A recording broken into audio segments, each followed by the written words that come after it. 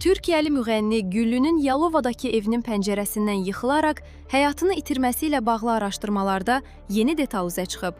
Xəbərlər Net Milli Aza istinadla xəbər verir ki, hadisə yerində təhlükəsizlik kameralarının görüntü zonasına düşməyən hissə də araşdırılıb. Mütəxəssislərin evdəki metal qapı dəstəyindən əldə olunan əks və kölgə görüntülərini təhlil etdiyi bildirilir.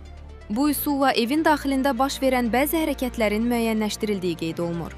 Keçmiş cinayət polisi Savaş Qutbaba bildirib ki, Güllünün yıxılmasından sonra evin içərisində təxminən 7 saniyə ərzində hərəkət müşahidə olunub.